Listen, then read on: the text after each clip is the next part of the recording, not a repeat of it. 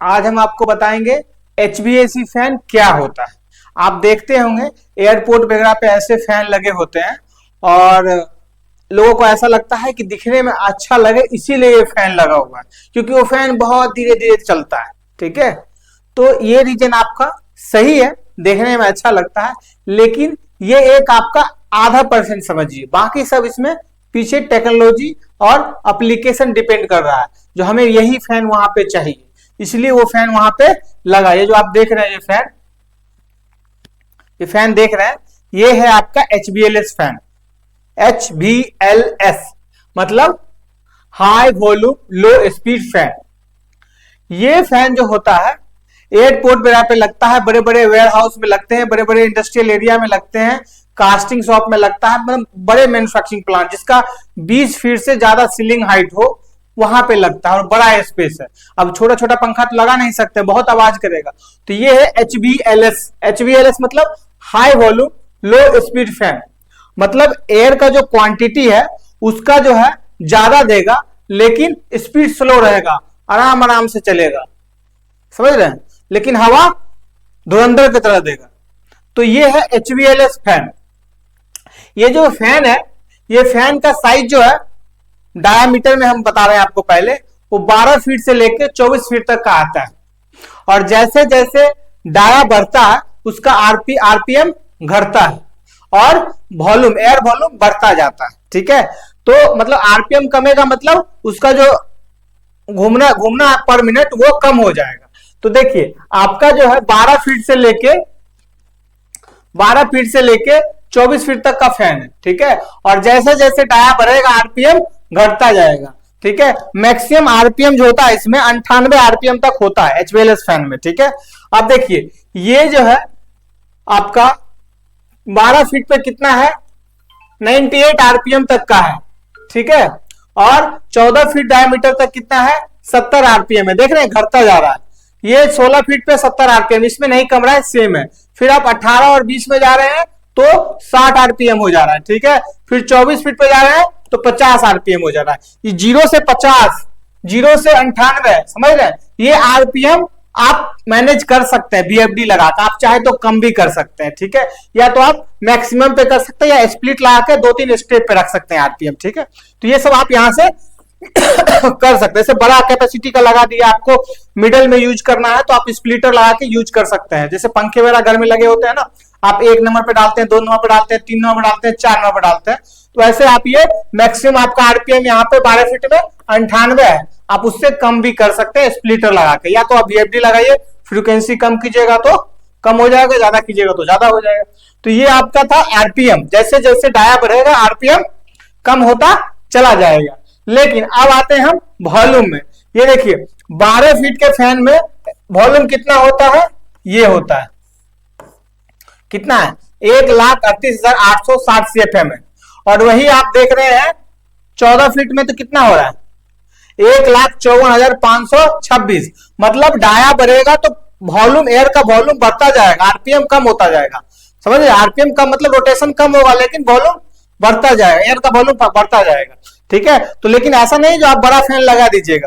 आपको एक चीज चेक करना है हमेशा, आपके मान लीजिए जिस एरिया में लगाना है, तो जिस डाया का आप फैन लगा रहे हैं, डाया मतलब यहां से यहां तक, ठीक है, तो यहां पे अगर सेंटर में लगा रहे हैं, मान लीजिए आप 24 फीट का फैन लगा दीजिएगा, 24 फीट डाया का लगा दीजिएगा फैन, और यहाँ पे स्पेस है ही नहीं पंखा का रोटेशन का, यहाँ पंखा लगा है तो ये तो ऐसे रोटेशन करेगा ना पंखा, तो 24 फीट मतलब 25 फीट स्पेस होना चाहिए, आधा फीट ज्यादा होना चाहिए टॉलरेंस। तो वो चीज भी आपको देखना उतना स्पेस है कि नहीं है। आपका पंखा ऐसे लगने के बाद जो घूमेगा ये 24 फीट डाया में, वो आपके पास स्पेस है या नहीं है, वो चीज भी आपको देखना है। ठीक है, और ऐसे आपका यहां से CFM बढ़ता चला जाएगा जैसे जैसे डाया बढ़ेगा। अब बात आई जो इसमें जो है किस तरह का और कहां यूजेज वगैरह करते हैं, ये सब हम आपको बताते हैं। ठीक है, अब देखिए इसमें what kind of motor in HVLS fan, इसमें किस तरह का फैन लगा होता है। ठीक है, तो इसमें जो फैन होता है हेलिकल गियर मोटर होता है। ठीक है, और हेलिकल गियर मतलब क्या होता है, जो गियर होता है ना वो सीधा सीधा नहीं होता है। ठीक है, वो ऐसे कुछ टेढ़ा टाइप का रहेगा, ऐसे देखिए एंगल में रहेगा, देख रहे हैं एंगल में, ऐसे नहीं है एंगल में, तो ये जो गियर होता है हेलिकल होता है और अच्छा होता है। इससे क्या होता है, इस गियर को यूज करने से क्या होता है, इफिशियंसी तो अच्छा देता ही देता है, और ये हेलिकल गियर इसमें यूज करते हैं। इससे क्या होता है, हम उसका टॉर्क और आरपीएम भी कंट्रोल कर सकते हैं। जैसे गाड़ी वगैरह में गियर होता है ना, हम लोग कंट्रोल करते हैं टॉर्क गियर, ऐसे इसमें कंट्रोल कर सकते हैं। लेकिन एक ये होता है पीएमएसएम, ठीक है, नॉर्मली यही हेलिकल गियर यूज करते हैं। ये परमानेंट मैग्नेट सिंक्रोनस है, मतलब ये नॉर्मल टाइप का है, जो ये अगर ये नहीं यूज कर रहे तो ये यूज कर सकते हैं। लेकिन आप हमेशा ये हेलिकल गियर ही प्रिफर्ड कीजिएगा, ठीक है। अब इसमें होता क्या है, सबसे जो इंपॉर्टेंट पार्ट होता है इसमें ब्लेड होता है, ठीक है। ब्लेड जो होता है 5 होता है नॉर्मली फैन में, कॉमन फैन जितने एचबीएलएस फैन होते हैं उसमें 5 ब्लेड होते हैं। लेकिन आप जो वीडियो देख रहे हैं इसमें आपको 6 ब्लेड दिखेंगे, ठीक है। तो कुछ कंपनियां हैं 6 ब्लेड पे भी बनाती है, लेकिन मोस्टली आपको 90% कंपनी 5 ब्लेड ही लगाती है। तो इस चीज का आप ध्यान रखिएगा, जो क्लाइंट को कौन सा चाहिए, 5 ब्लेड वाला चाहिए, 6 ब्लेड वाला चाहिए। पता चला आप एचबीएलएस फैन तो बता दिए, ऑर्डर भी कर दिए, लेकिन ब्लेड काउंट ही नहीं किए। तो ब्लेड का बहुत ही ध्यान रखिएगा, जो आपको 6 ब्लेड वाला चाहिए या 5 ब्लेड वाला चाहिए। ये देख रहे बड़ा फैन है और इसमें ये रोप लगा हुआ है, ठीक है। ये रोप भी लगता है सीलिंग से, क्योंकि लंबा फैन होता है, अगर आप रोप नहीं लगाएंगे तो ये ऐसे ऐसे घूमेगा, ये ऐसे ऐसे नहीं घूमेगा, ये आपका ऐसे ऐसे घूमेगा, बड़ा फैन है ना, तो इसलिए रोप लगा के बैलेंस करते हैं 30 डिग्री पे और 45 डिग्री पे, ठीक है। तो रोप का देखिएगा। अच्छा एक चीज मैं बता दूं, ये पंखा जैसे 12 फीट का है ब्लेड है, मान लीजिए 24 फीट का 12 ब्लेड का, अगर बीच से टूट गया तो कहां गिरेगा, आपके मन में चल रहा होगा नीचे गिरेगा, नीचे नहीं गिरेगा। उस ब्लेड के अंदर एक तार डाला होता है, मेटल वायर, ग्रिपल वायर, ठीक है, जो टूटता है तो लटक जाता है, नीचे खतरा नहीं होता है। और ये इतना स्लो होता है कि नीचे जो यूजर वगैरह होते हैं वो बंद भी कर सकते हैं दौड़ के, तब तक कुछ घटना नहीं होगा। तो उसके अंदर धागा होता है। ये सवाल पूछे जाते हैं, अगर आप इंटरव्यू जाएंगे और आप बोलेंगे जो हम ये इतने पंखे लगाए, ये किए वो किए हैं, तो आपको पूछेंगे बताइए अगर पंखा टूटा तो कहां गिरेगा, तो आप सीधा बोलिएगा नीचे गिरेगा, ठीक है। तो नीचे नहीं गिरेगा, उसमें ग्रिपल वायर लगा रहता है, ठीक है। जो पंखे देख रहे हैं ना, अंदर में क्या होता है, ये थोड़ा बॉक्स टाइप का बना होता है, अंदर में एक वायर रहता है, अगर टूटेगा भी कहीं से तो लटक जाएगा, ऐसे टूटता नहीं है, क्योंकि ये एल्युमिनियम का होता है और हल्का होता है, बहुत डिजाइन रहता है।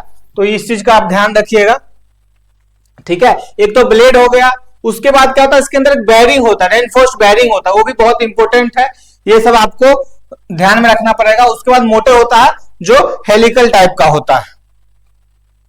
अब इसका यूज वगैरह कहां करते हैं, कैसे कैलकुलेट करते हैं, तो यहां पे एक एग्जांपल के लिए मैंने ऐसे लिख दिया, आप इसको पढ़ लीजिएगा, बट आपको बता देते हैं।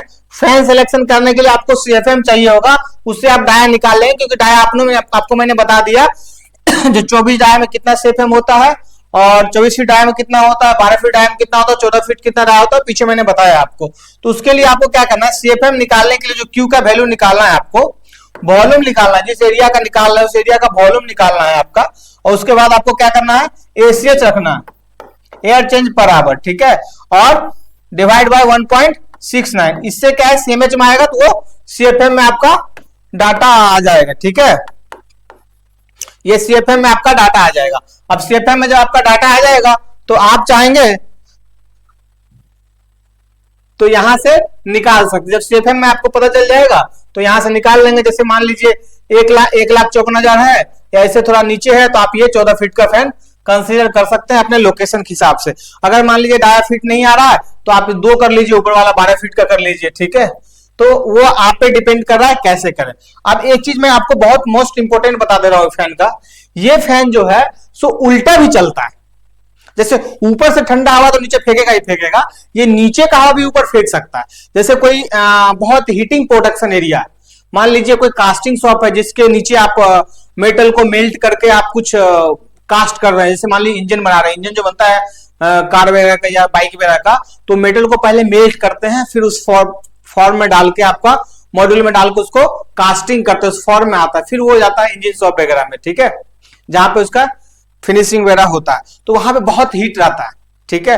तो उस हीट को कम करने के लिए क्या करते हैं, इस फैन को, जैसे मान लीजिए उस एरिया में 4 फैन लगाया हमने, ठीक है, तो 2 फैन को हमने सीधा कर दिया, 2 फैन को उल्टा कर दिया।